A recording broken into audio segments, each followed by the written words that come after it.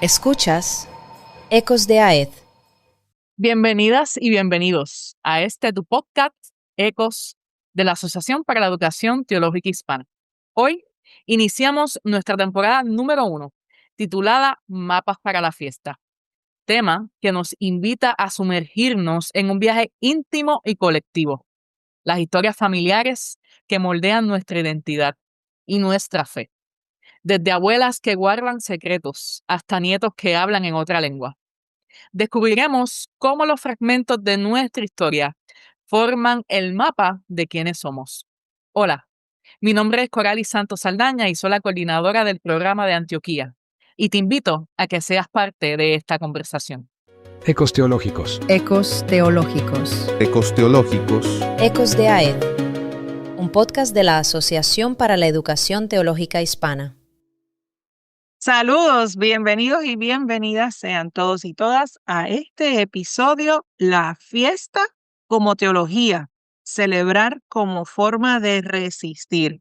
Esto como parte de esta temporada Mapas para la Fiesta, con quien contamos con un invitado muy especial, que es nada más y nada menos que el reverendo y doctor Francisco Javier Goitía Padilla. Bienvenido, profesor. Gracias por la invitación. Tenemos que lanzarnos de cabeza a este episodio. La fiesta como teología para celebrar y la celebración como forma de resistencia. ¿Qué significa esto en nuestras culturas? Pues mira, hay un autor, se llama, ya fallecido, Otto Maduro, que escribió un libro precisamente se llama Mapas para la Fiesta. Y el libro a mí siempre me impactó mucho porque lo que quiere decir, lo que trata Otto en su libro es cómo entendemos, cómo entendemos las cosas. Es algo muy profundo, ¿verdad? Cómo agarramos la vida de una manera particular. Hace unos años hicieron un, un experimento o notaron algo en estos exámenes que le dan a los estudiantes acá en Estados Unidos, también en Puerto Rico, de aprovechamiento para medir el aprovechamiento. Y entonces en ese estudio se dieron cuenta de que había una pregunta muy interesante que le hacían a todos los estudiantes.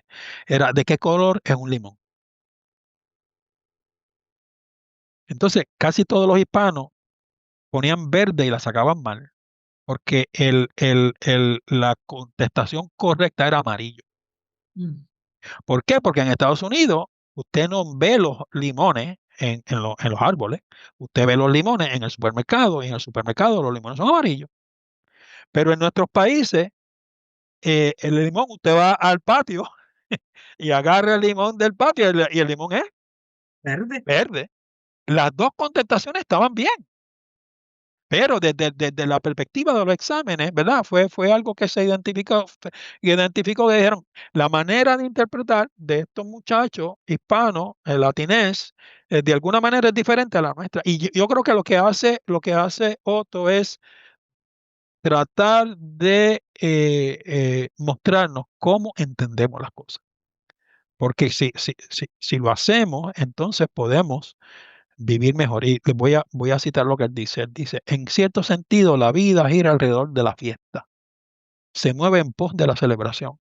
Nos esforzamos de sol a sol para lograr aquello que le dé alimento y sentido a la vida y que por ende merezca ser festejado gozosamente en compañía de gente querida. Así que la fiesta no es un asunto nada más de juntarnos, es algo que nos identifica y que nos ayuda a entender, ¿verdad? Enrique Romero, un colombiano, cuando habla de la salsa, nos dice que la salsa es el dolor que se baila, ¿verdad? Entonces, lo que estamos tratando de identificar es que la celebración es más que la bulla. De nuevo, la bulla, lo dije. Es más que el ruido, es más que el baile. Es una manera de ver los hispanos, las hispanas, las comunidades latinas en los Estados Unidos, nuestros hermanos, nuestras hermanas en Caribe, en Centroamérica, en Sudamérica. Tenemos una manera de ver celebrativa. que a veces es difícil de entender para otras culturas. Pero para nosotros lo que hace es que agarra el dolor, agarra las dificultades, agarra el sudor, agarra las lágrimas y la sangre y las hace las mesa en el corazón para poder encontrarle significado a la existencia. Y mientras le escucho, viene a mi mente precisamente fiestas y memorias eh, que dan esos significantes que usted menciona a diferentes experiencias de vida. Le tengo que preguntar em, cómo la fiesta se convierte entonces también en un acto de fe colectivo para nosotros como comunidad hispana, ¿verdad? ¿Cómo se da esa fiesta y esa memoria? En medio de nuestras comunidades, estableciendo que usamos la celebración como una especie de resistencia. Pues ¿Cómo mira, se come eso? ¿Cómo se interpreta eso? ¿Cómo se vive eso? en nuestras comunidades de fe lo podemos traducir en la manera en que los himnos se convierten en perlas importantes de nuestras vidas, ¿verdad? Nosotros tenemos himnos que son bien importantes. Mi suegra, Finín, Josefina Ortiz, yo la quiero mucho, tiene 88 para 87, 87, 88 años. Ya está hablando de su partida. Una mujer, discípulo de Cristo, fiel. Y entonces ella los otros días le dijo a mi esposa y de mi esposa me dijo a mí, tú predica. ¿Ya? Y aquí están los himnos que ella quiere. Mm, ¿Ves? Himnos que toda la vida le sirvieron a ella de sostén y de resistencia.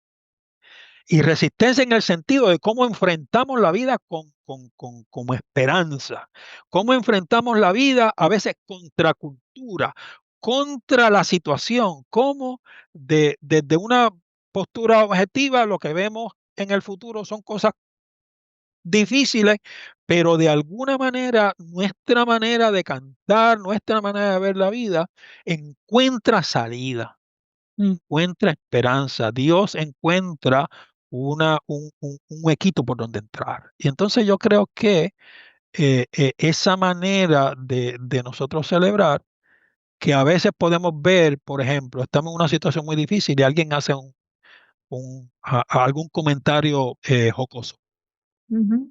Un chiste. un chiste, hace un chiste. Y entonces la gente hace, "Guau", pero eso baja la atención. Claro.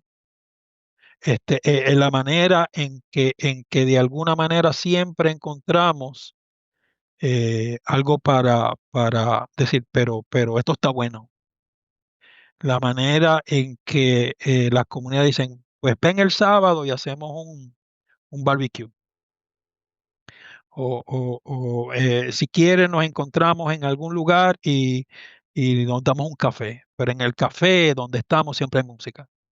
Siempre Claro. hablamos de algo que le da esperanza a la vida. Y yo creo que en ese sentido, la fiesta, la celebración, se convierte en un elemento de resistencia en nuestras vidas, sin eh, notar la manera en que sobrevivimos el racismo, Mm, sobrevivimos la opresión, las dificultades financieras, el discrimen, la desigualdad. la desigualdad, y que a veces a la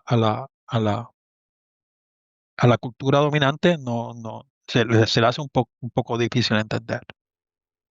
Y en esa misma línea de pensamiento, Javier, eh, donde menciona todas estas realidades que nos toca vivir, ya sea que estemos en nuestros países nativos o que hayamos migrado a los Estados Unidos o a otro lugar. ¿Qué, qué, qué pistas interpretativas usted como experto teólogo recomienda para que podamos crear una teología de la fiesta? Mira, varias cosas. Uno, Arcadio Díaz Quiñones es un autor puertorriqueño y escribió un ensayo que se llama El arte de bregar. Bregar es una palabra muy boricua. Sí, muy bueno El arte de luchar, de luchar. de luchar, de Y manejar las entonces, de cosas. manejar las cosas. Y entonces, en ese sentido, yo creo que un poco la literatura va a darnos lenguaje, va a darnos pistas para crear una narrativa teológica donde podamos asumir las cosas. Yara González, que es una también puertorriqueña, una profesora, se graduó recientemente, tiene un artículo donde ella usa los refranes populares y en el Mm, refraneo popular encontrar la sabiduría que hay en la cultura. Y usar refranes populares para encontrar de nuevo lenguaje, de nuevo contenido, para ir creando una narrativa teológica. Por supuesto, yo creo que Otto nos ayuda mucho con el asunto de mapas para la fiesta, el entendimiento de la celebración. Pero lo importante es cómo escarbamos un poco, cómo buscamos un poco, dónde buscamos y atrevernos a encontrar lugares. Hablamos un poco de método, de cómo lo hacemos. En mi caso particular, pues yo lo he hecho explorando canciones de salsa, porque yo soy salsero. Pero ¿qué- ¿dónde vamos a encontrar estos materiales para comenzar una conversación? Y la conversación es crítica, no todos los materiales que vamos a ir encontrando los vamos a incorporar a una manera de entender teológicamente la vida y la existencia, pero nos atrevemos, ¿verdad? Así que en el refraneo popular, en la manera de nuestra ser celebrativa, en el caso mío, y lo hemos dicho ya en más de una ocasión, la música, en donde en la vida que vivimos podemos encontrar esos materiales y entonces, ¿cómo, cómo los agarramos, ¿verdad? ¿Cómo los agarramos? ¿Cómo los criticamos? Para hacerlo. Desde mi perspectiva, yo soy luterano de la Iglesia Evangélica Luterana en América. Y Martín Lutero tenía un puntero teológico que se llama la teología de la cruz. Y la teología de la cruz eh, eh, también dice, entre otras cosas, que Dios se revela en lugares más insospechados y que el poder de Dios está en su vulnerabilidad. Nadie poderoso. va a ver a Dios en un crucificado. Y entonces, cuando buscamos a Dios, no lo buscamos en la pompa, en los lugares de poder, sino que de alguna manera Dios se revela en esos lugares donde menos lo esperamos. Entonces, ese es un criterio desde mi parte, ¿verdad? Cómo yo agarro el refraneo, cómo agarramos, cómo manejamos la música, cómo manejamos la fiesta, los aspectos culturales de nuestras comunidades latinas y qué criterios vamos a utilizar. La invitación en este sentido es que cada persona que nos está escuchando, desde su postura denominacional, Ya. desde su postura teológica, identifique que, por decirlo así, una persona pentecostal, cómo la presencia del Espíritu está, cómo el Espíritu puede manejarse y entrar, porque si nosotros afirmamos que Dios hizo todas las cosas, pues Dios está en otros lugares, además de la iglesia, en el templo, los domingos, ¿verdad? Dios puede estar paseándose por un mall de vez en cuando y ver lo que está pasando. Dios puede estar en el tapón, ¿cómo se dice? Que no sea En el Puerto Rico, tráfico. en el tráfico. Dios puede estar en nuestra casa, en nuestra cama por la noche, cuando nos estamos acostando y de alguna manera la almohada nos recuerda todo lo que pasó en el día. Ese conflicto con nuestro jefe, esa dificultad con pagar la casa, ese regocijo de las buenas notas de nuestros hijos y de nuestros nietos. Todo eso se acumula en la almohada por las noches, ¿no se han dado cuenta? Y entonces, en Amén. ese sentido, pues en esa almohada está Dios. ¿Cómo la manera en que nuestra tradición denominacional ha construido o construye, tiene pilares teológicos doctrinales, cómo esos pilares teológicos doctrinales nos ayudan a agarrar la vida en el sentido, como le dije, el refraneo, la música, la manera en que vivimos, la celebración. ¿Qué invitación final usted lanzaría para aquellas personas que nos sintonizan en la medida que vamos culminando y cerrando este interesantísimo episodio de la fiesta como teología y la celebración como forma de resistencia? Bueno, primero que celebremos, valga la redundancia, nuestras identidades latinas y reconozcamos que nos proveen una manera de entender el mundo, nos proveen una manera de entendernos que no es mala. Es parte del catálogo de regalos y carismas que nos dio Dios al crearnos. Y desde ahí entonces, ver cómo agarramos el asunto cultural, el asunto social, el asunto de la celebración, lo que nos rodea, y cómo podemos usarlo de material para crear teología. Y cuando hablo de teología, no es un libro que nadie entiende, que tenga un párrafo que dura tres páginas. Yo no estoy hablando de eso. Yo estoy hablando de teología, de cómo pensamos a Dios, cómo vemos a Dios obrando en nuestras vidas. Y en ese sentido, entonces, buscar en nuestra tradición denominacional, en la manera en que la fe ha funcionado y funciona en nuestra vida, qué criterios podemos identificar que nos ayuden de una manera constructiva y crítica y fiel de agarrar todo eso y decir, wow, yo puedo mirar esto y construir y pensarlo de tal manera que me ayude a mí a ser fiel, que me ayude a mí a celebrar y a cambiar un poco la celebración dominical, que me ayude a mí a predicar, que me ayude a mí a acompañar personas en el cuidado pastoral, que me ayude a mí a sobrevivir el día.